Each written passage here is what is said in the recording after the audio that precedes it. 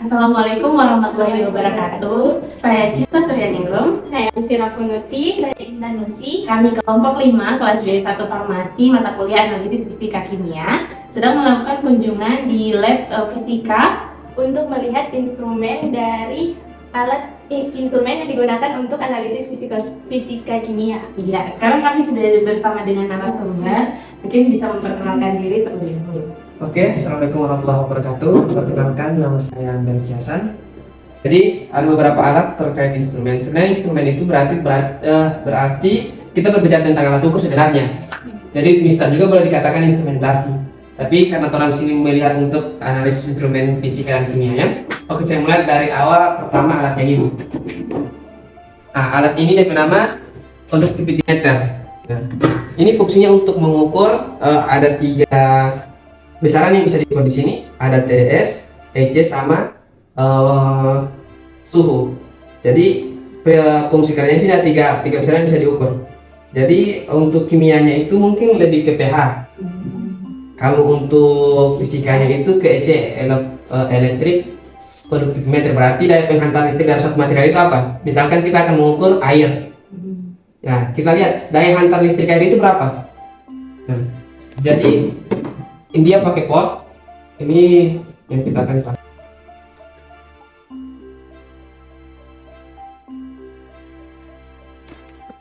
Jadi orang itu lihat kira-kira daya hantar listrik dari satu air itu berapa. Mereka itu pakai, yang bisa mereka pakai itu harus di bawah 600. Kemarin saya uji dia dapat 561. Jadi kalau kita ukur sini kan. Nah, terus sebelum kita pakai di sini dia ada juga kalibrasi. Kalibrasinya ini tinggal tekan kal yang ini. Nah, terus kalau misalkan terang akan ukur EC-nya, terang tinggal celupkan saja ini. Dengan catatan ini terang goyang seperti ini. Terang coba.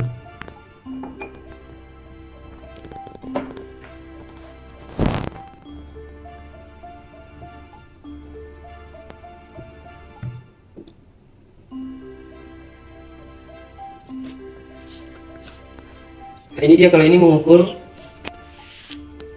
TDS. TDS itu total disulfide solid. Jadi dia terang lihat berapa jumlah padatan yang ada di sini, yang dalam satu cairan ini.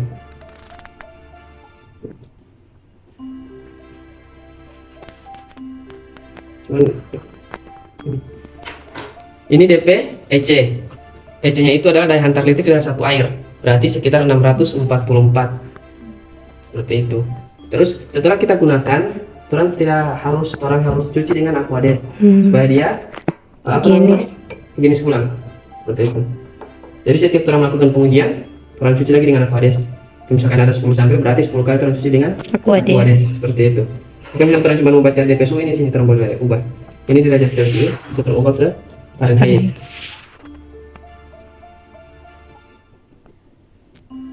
Seperti itu.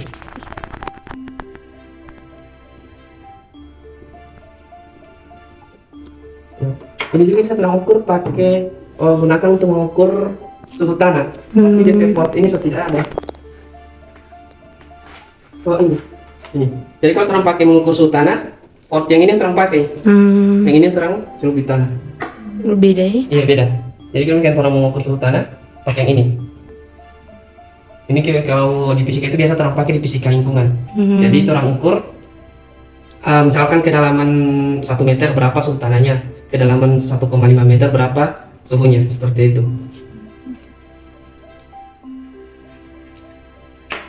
Nah sebenarnya kalau untuk ada satu alat tapi dia tidak bisa, Liba Water Quality Monitor. Ini sebenarnya lebih kompleks DP yang diukur. Sekarang sini 7 bisa diukur sekaligus. Mulai dari suhu ke tingkat kekeruhan ya. Kekeruhan, baru tingkat padatan, baru EC-nya, baru ada ORPH itu, terus terakhir salinity. Nah, jadi dia bisa diukur sini.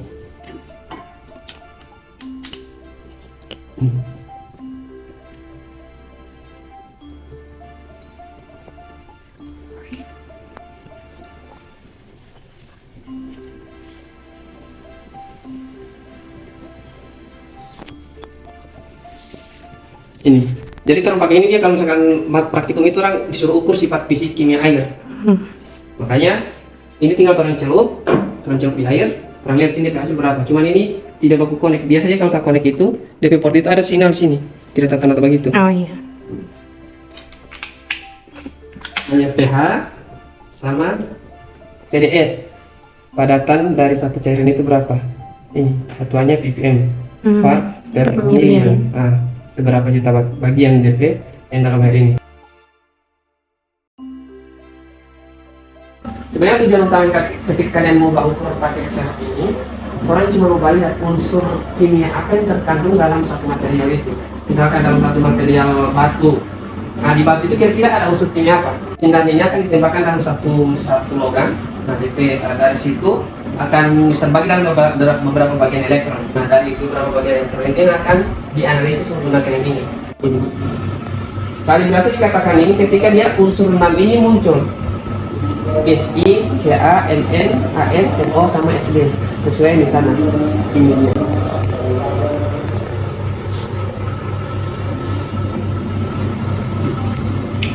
Terus yang di sini semua boleh pakai. Tinggal teratur dengan mana yang mau di pertama ini kan.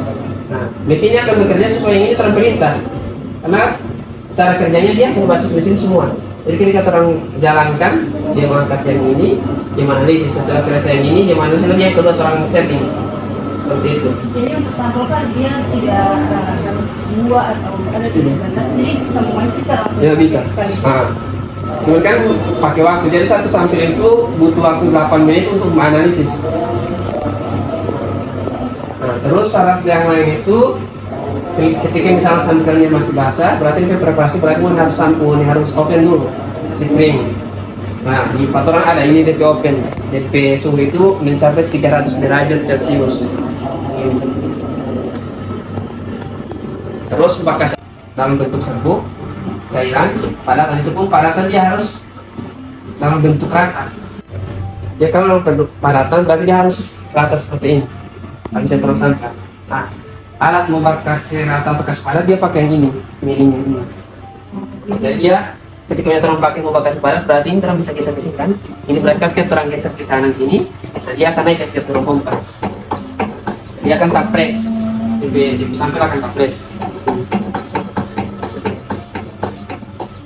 Kalau pas turun berarti nggak tergeser ke sana.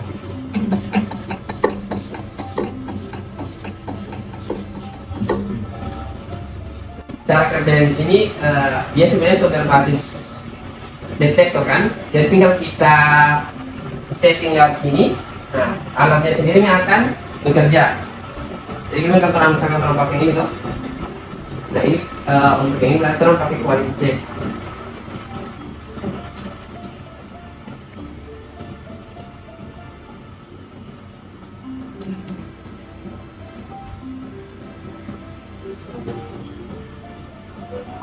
Jadi kamu mau kasih jalan, ini misal. Jadi misalkan nanti dia orang jalan ini, cara kerjanya dia akan alat sendiri akan bekerja. Karena itu sifat detektor. Jadi semua berbasis mesin semua yang bekerja. Nanti alatnya akan mengangkat, dia analisis di sini. Seperti itu. Misalkan sampel itu dia masih dalam bentuk padatan, misalkan batu, pasir. Tadi saluran kalau dalam bentuk serbuk ini semacam pupur, berarti halus sekali. Nah, di toren itu juga ada DP alat mau kasih halus. Punya cuma 15 detik dia bisa halus sampel yang akan orang hasilkan. Jadi misalkan kalau obat Paramex mau dikasih halus toh, mau diukur di sini, dapat tahu kandungan di unsur obat Paramex itu apa-apa. Meskipun harus tahu kan mau baik kategori unsurnya, menciptakan dari unsur kimia itu. Iya, jadi cuma memastikan dia punya itu dan representasi. Seperti itu. Coba lihat DP kandungan unsur itu berapa persen apa yang terkandung dalam satu material itu. Misalkan dalam tanah kan, di tanah itu kan orang tidak tahu unsur kimia apa yang terkandung di situ. Nah, ketika misalkan pengen tahu atau pengen cari tahu, nah berarti orang pakai alat yang ini. Nah, akan muncul sini DP bentuk presentasi. Oh, ternyata di satu tanah itu ini DP presentasi dan unsur kimia yang terkandung di tanah. Tapi terang tidak bisa buka. Tidak tahu berbunyi. Ini sebenarnya begini. Cuman ini sampel yang sesudah ini. Kalau mas pada DP aplikasi tidak bisa. Ini sampel apa kak? Sampel batu kalau tidak salah, Kak Arlan punya ini. DP aplikasi ini yang ini. Pasti di sinar X-nya itu ditembakkan dalam satu lubang, logam. Nah dari hasil logam itu dianalisis pakai yang ini. Cuman DP bentuk hasil karakterisasi itu dia cuma dalam bentuk kristal graf, cuma dalam bentuk grafik. Tidak ada macam seperti itu ini atau seperti itu. Jadi DP di sini DP fungsi ini orang bisa lihat DP ukuran sampelnya itu berapa. Terus kemurnian sampelnya berapa, kristalisasi sampelnya berapa, seperti itu. Perbedaan sendiri dengan alat yang tadi Pak spesifikasi selain dari bentuk yang sama atau sampelnya harus ada yang berbeda? Sampelnya juga sama, harus dalam bentuk serbuk, cairan dan panel. Kalau hasil menjadi seperti ini. Iya, karena ini sebenarnya pakai spektroskopi sih sebenarnya kebanyakan. So berapa 3 orang kalau tidak salah yang bawa ya sama saya, orang tanya orang alat yang begitu masih bisa atau tidak, tapi so rusak. Nah, mau balik yang bagian cerita apa yang mau lihat di spektroskop sih sebenarnya? Gelombang. Dia panjang gelombang. Jadi DP basis ini panjang gelombang warna itu kira-kira berapa DP ini?